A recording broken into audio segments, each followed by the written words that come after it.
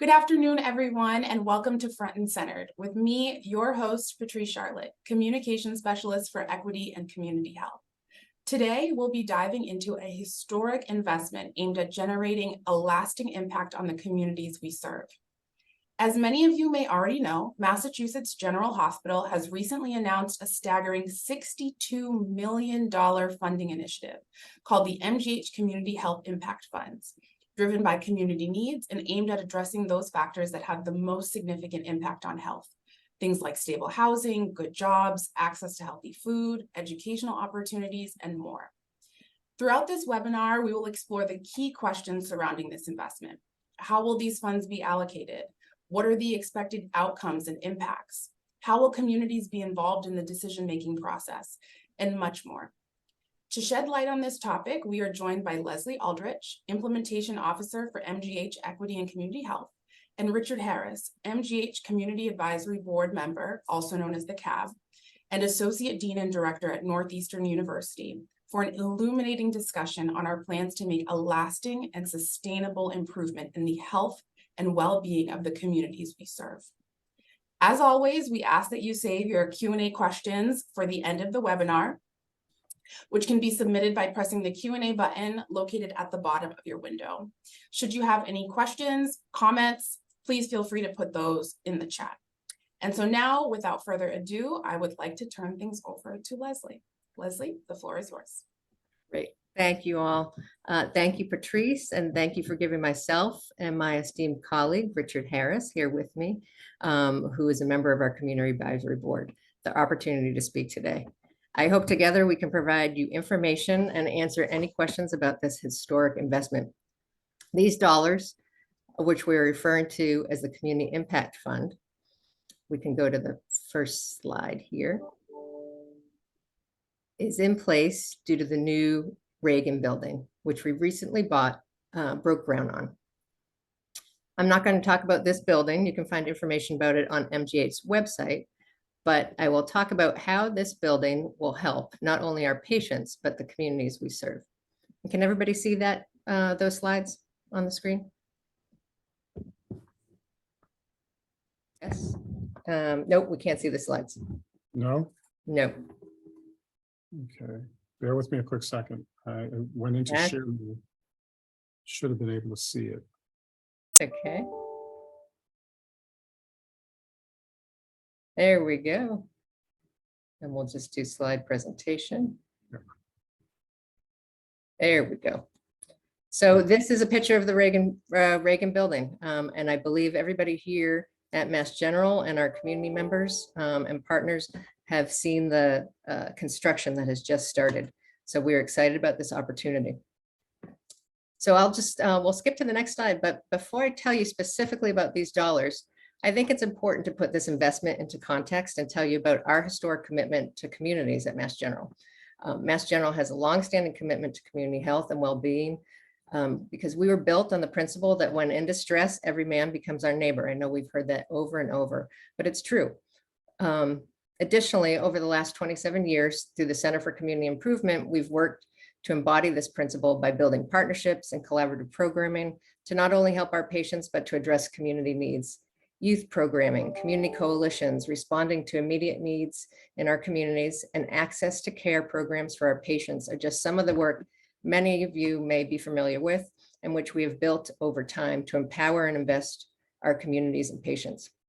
Annually, we invest over $110 million in community health programs expenditures, but our commitment goes even deeper when we account for the care we provide in our health centers and in the various departments and as a system. As a system, we reported over 290 million in commitments to the community to the Massachusetts Attorney General's office in FY22. So we're proud of this work. There's a lot of awards you can see here that we've earned over time. And we're excited about expanding this work with this new Community Health Impact Fund. So let's talk a little bit about community health, if we can go to the next slide. When we talk about community health, so what do we mean? As we know, health is not determined by the health care we receive and the treatments that we receive. It's determined by the social conditions in which we live, work, and age. In fact, 80% of our health is determined by these forces or systems, also called the social determinants of health. Some of these forces include economic policies and systems, housing agendas, education, social norms, social policies, racism. And to address the inequities we see, we must make sure we don't give everyone simply the same resources or opportunities. Instead, we must recognize that each person or community has unique and different circumstances requiring tailored approaches to create equitable outcomes. So if we look at go to the next slide, please. As a hospital, we have a fiduciary obligation to provide benefits to communities due to our tax exempt status. So these are called community benefits. There are health requirements, and they apply to each hospital's license that are governed by the federal government and the Massachusetts Attorney General through community benefit guidelines. These guidelines state that we must distribute funds to improve local community identified health needs, addressing the social determinants of health, with an upstream working on that structure and policy approach to improve the health of communities. These regulatory requirements, although not the basis for why we do this work, does set the guideposts and of how and when we work to get this work done. We're required to conduct needs assessments and produce implementation plans every 3 years. Additionally, when we have large capital investments or projects, which could be as small as putting in an MRI machine or renovating a floor, or as large as building a new building like the Reagan building, we must hold aside 5% of the cost of this project to address the root causes of health disparities in the communities we serve. This is called determination of need, which is what I'll talk to you a little bit about today. So as you can see, 5% of the cost of the Reagan building, after we give 25% to the state, which has totaled $23 million for community health investments across Massachusetts, we have $62 million to distribute in our communities. You can go to the next slide, please. So when we have a DON, as I've said, we must use the needs assessments that we do every 3 years to guide our investments. During the needs assessment process, we talk to hundreds of individuals through surveys, focus groups, interviews to find out what's affecting community health. These needs assessments direct all the work we do for community health. We've been doing needs assessments since we started this work 27 years ago, but over the last decade, we've been doing them more systematically. And in 2019, we actually conducted our first joint needs assessment in the city of Boston and in Orange, Suffolk, with our hospital, city, and organizational partners. This has benefited the work greatly and has led to joint investments and strategic partnerships. As you can see here from our last assessment in 2022, social determinants are the top priorities for residents along with COVID. And these determinants have been present in past assessments, but were unfortunately exacerbated due to the pandemic, especially for those in many of our under-resourced communities. If we can go to the next slide, please. These social determinants, along with mortality data showing how conditions like cancer and heart disease are disproportionately affecting communities of color, is what makes up our hospital's community health priorities. This is what our Community Advisory Board has been reviewing since January of 2022 and what is driving Community Health Impact Fund decisions. So I'm now going to turn it over to my colleague, Richard Harris, to tell you about our Community Advisory Board and all the great work they've done. Great. Thank you so much, Leslie. And I appreciate your efforts to bring me into this space as well. And so this gives you a little bit of a visual of who the Community Advisory Board members are. And although I'm identified as here on behalf of and being Associate Dean at Northeastern University, I think it's important that I also share that I am also engaged in quite a bit of community-based service in regards to being president of the Concerned Black Men of Massachusetts Incorporated, but also overseeing a program called the Paul Robeson Institute for Positive Self-Development, which has run out of Northeastern's campus and UMass Boston since 1989. And so it's a focused effort on young men of color from grades 3 through 12. And so many of us, as you see here, come from unique areas of opportunity that are really boots on the ground, if you will, as I would say, and are really connected and engaged with the community in many ways that we are here acting on behalf. So what I was appreciative of was the opportunity to understand the process of the CHINA, as we call it, the Community Health Needs Assessment, and then ultimately how that informed the CHIP, the Community Health Improvement Program or Plan. And so that provided us a pathway for us to be able to make sure that we were addressing the needs of the community as defined by the community and not bringing our own biases or lens, although maybe well-intended, into this space. And so that's always been our North Star, to continue to guide us through this process. And so, as it says here, we were charged in 2018 in order to focus on that, and then ultimately make sure that the funds that are allocated are spent accordingly and providing the resource support in order to address many of these social determinants of health that are upstream. Here you'll see a bit of where the funding priorities were, and as stated, we were about at 62 million.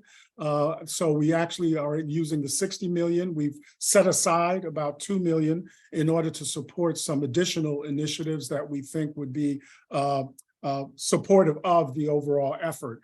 And so you'll see here, it gives you a little bit of the listing at the top. Where we reviewed the data, had the collection. It was actually in the community. The individuals that attended were those who were from both community-based organizations, but also individuals. And so there was a call that went out to have individuals come, and many of us on the CAB also were in attendance at many of those unique sessions.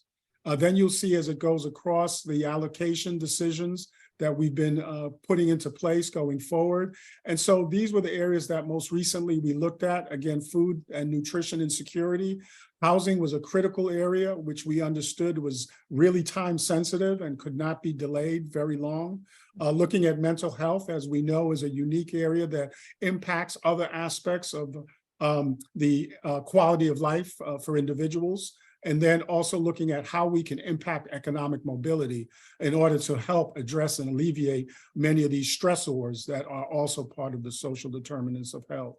And so the innovative workforce development strategies was looking at how do we engage community health workers, how do we develop, how do we secure the funding in order to build out this unique workforce that will help to support these unique communities. Then investing in multilingual workforce development, as it said, looking at the communities that oftentimes are within our surrounding areas that maybe English is not a first language, and making sure that we're addressing those opportunities as well. Building wealth and trying to develop a way of sustainability, self-sustainability. And so that provided us with an opportunity to understand again how we could impact, yes, social determinants of health, but also create a pathway through which individuals, communities, in fact, could have this kind of wealth building that could transform those community challenges.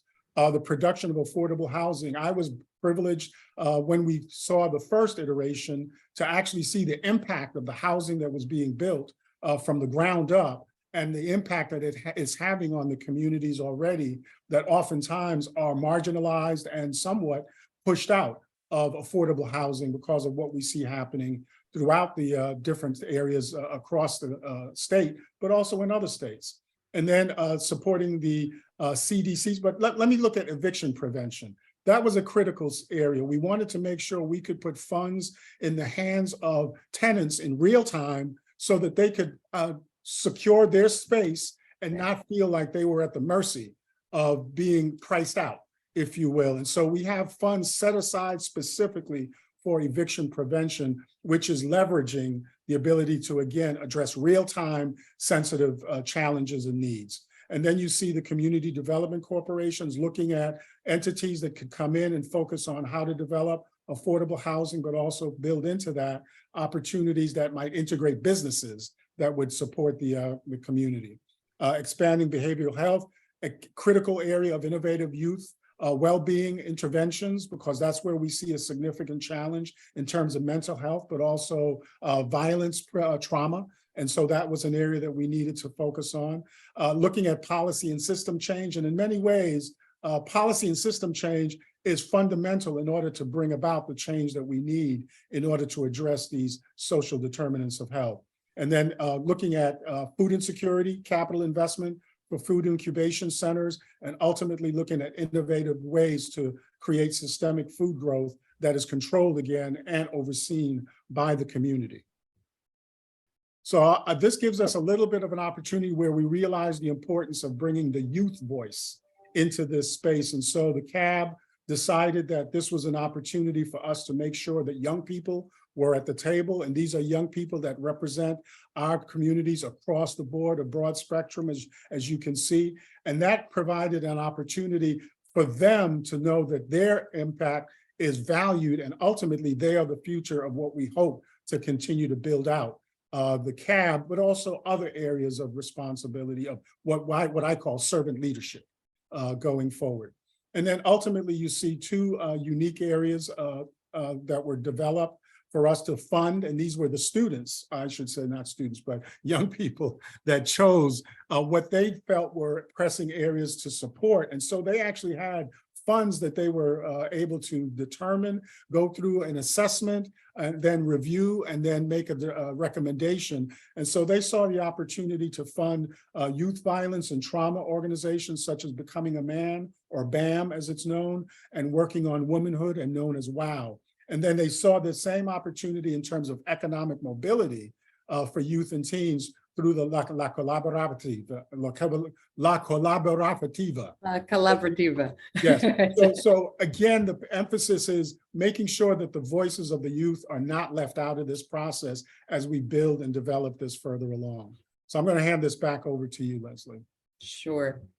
So as you can see, everyone, there's some great work that's been done by the CAB. And I just want to thank Richard as I'm listening to you speak, how wonderful you are. Richard has been such a fantastic community advisory board member. And you can see how thoughtful he is. And he's representative of many of the CAB members on this, or all the CAB members, and how they approach this work. And I just want to give a little shout out to, for those who've been working on the Youth Community Advisory Board, Christy Egan, who's directed the work, along with Allison O'Connor, and Damian Leach and Winston. So thank you all for the work that you've done with our youth. It's quite exciting to see how they've gotten to where they've been, or where they've been, and how they've distributed the funds. So, okay, so this is what I think people are probably very interested in. So what makes people eligible and what's next? So I think it's important for everyone to know that these dollars will be available for 8 years. We will distribute them between, we'll distribute about $5 to $15 million annually until 2031. So investments must be allocated to the selected priorities and strategies that you just heard about. And these strategies actually have to be approved by the Department of Public Health, who is our regulator. The strategies, as you've heard, they need to address the root causes of health rather than providing services to individuals. And we must invest in helping create the policies and systems that impact health. Important to know that these funds can't be allocated to medical services or patient expenses. So the MGH is not eligible to receive funds. As far as next steps, so we will be creating 4 allocation committees, one for each of the priorities, and they will be tasked with distributing the dollars yearly. We'll be forming a housing committee this summer, and we hope to be distributing dollars to housing strategies probably this fall or winter. We're going to be investing larger sums of money in the first couple of years just towards housing. We will then start to form committees on economic mobility, mental health, food insecurity this winter, with the aim of allocating dollars in the spring, starting in the spring and the summer. And then we will be doing that yearly. Various funding methods will be used to solicit interest in these funds. We'll create requests for proposals, letter of intents, we'll conduct interviews, and we're really going to try to be thoughtful about how we get out the word about who and how to apply for these dollars. We want to make sure that it's not just the large organizations who have the capacity to write proposals, that they come in, they send the proposals to us and then we fund them. We also want to make sure that there's smaller organizations who are being really innovative in this space can receive these dollars. So we're going to be very mindful of that and put equity at the center. And as I mentioned, dollars will be distributed starting 2024 through 2031. So I think that might end all of the information. I know that there might be some questions that have come in. I just want to, we can go back to that slide, Richard. I just want to state that we do have a website in place and a newsletter. So please, if anybody wants to receive up-to-date information, you can go to our website. It's also in Spanish. And our newsletter, we hope to be getting out monthly, also in Spanish as well. So if you would like to be, or you're not on the distribution list yet, you can go to our website and send an email to us and we'll put you on that distribution list. So thank you, everyone. I hope that answered everyone's questions. And again, I want to thank Richard. You're such a fantastic partner in this work. The feeling is mutual, but thank you. Richard, Leslie, thank you both for such an informative look into the MGH Community Health Impact Funds. I'd like to now open up the Q&A portion of the webinar. So as a reminder, to submit questions, please use the Q&A button located at the bottom of your screen. So Leslie, we have a question for you. Folks are asking, how does this connect to the larger community health portfolio? What is this? How does this relate to the efforts of MGB? Yeah, so these monies, are top of our already extensive commitment to the community through our collaborative programming and investments that the MGH has made over the last 2 decades. But also, in addition, last year, we as a system, we made a $50 million investment in helping to diversify the mental health workforce and increase food and nutrition and security. And that investment has really helped to develop many new initiatives and partnerships with the League of Community Health Centers, universities, community-based organizations that we hope to continually be working with through these funds. And this $62 million will build upon our robust commitment to the communities to fund projects and organizations that I said may not have previously had the capacity to apply for these money. And so hopefully we'll be able to expand the work into new areas that we have not yet explored. Thank you, Leslie. And we do have a question here. Are there any plans to support nonprofit organizations that support disability communities? That is a great question, and I think we can. So I think when the allocation committees come together, we will really be looking at equity and making sure that everyone, including those with disabilities, will have the ability to both apply and receive funds. So organizations who are working in this area. So I'm glad that you brought that up because we will be very mindful to include that. Thank you, Leslie. So again, for you, Leslie, and for you, Richard, as well, what did you expect when you began this process and what has surprised you thus far? Leslie? Sure. I mean, I don't know if I was surprised, but I was really taken back and so very happy about the thoughtfulness and the level of dedication that the CAB has had in all of our discussions and when we're reviewing data. They ask the right questions, they push back things when things move too fast or in a direction they didn't feel comfortable. And after reviewing the data, I guess I was surprised that the CAB did not choose the chronic diseases as a priority, like heart disease or SUDS or violence, which was having such direct impact on people's health. They really grappled with this, but in the end, they really came to the conclusion that it was housing, it was employment, it was mental health, food and nutrition were the right upstream policies to alleviate those downstream outcomes. So Richard. Yeah, I would agree with Leslie on that. You know, being in the CAB with our efforts to really prioritize was at times a bit challenging. And we tried to look at where possible the greatest impact could be felt and could be made. We again realized the time sensitivity of certain needs that we could not delay on. And so that pushed us forward. But when possible also, if we saw that there was an intersectionality of opportunity between what seemed to be two different areas, but we felt that they could somehow be brought into concert with supporting the unique areas that were identified, then we expressed that we thought that was something that should be revisited. And we had an opportunity to see how we could then move those areas into, again, a common space that we felt would address that upstream or that social determinant of health that was aligned with those two possible areas. One could have been drug addiction, and the other one could be mental health, right? And so how those tend to somehow intersect depending on where the individuals are in their journey and what is happening in their lives, whether or not they're able to have employment, upward mobility, if they've lost their housing. So we really understood the intersectional spaces that we needed to be thinking about as well. And so that drove quite a bit of our decisions. Awesome. Folks are asking, how will we measure effectiveness? I think we're going to be measuring effectiveness by really seeing if these chronic conditions that we see that are disproportionately affecting, especially people of color, that we see that these outcomes change over time, that people have the food that they need, that they have the mental health that they need, that we're seeing our workforce diversify, that we see more housing and jobs available to individuals to make kind of a living wage, that will in turn affect our health overall.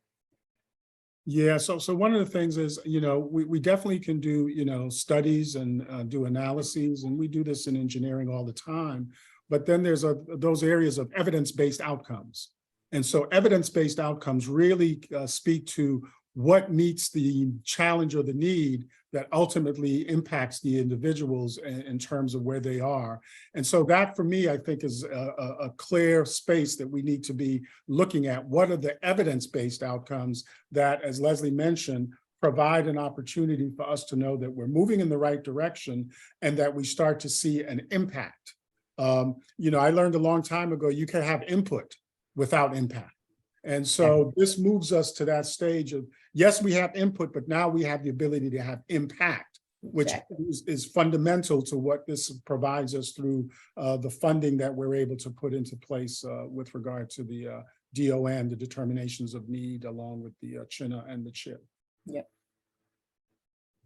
Can staff volunteer to be in the funding review committee?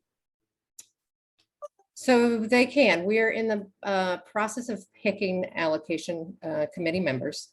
We want to make sure that we pick, we have a diverse group and that they have various backgrounds and expertise. Members of the allocation committee cannot have a conflict of interest, so they can't apply for those dollars themselves. So they can't be in the committee. But if staff are interested and feel like they have an expertise, they can certainly chat, send us information through the website, and we can make sure that we can try to get you involved. I can't guarantee that will happen. We have to make sure that the committees stay a certain, size. It can't be too unwieldy. And we want to make sure that we have members who are from North Suffolk and Boston and various areas. So it will be a selection process.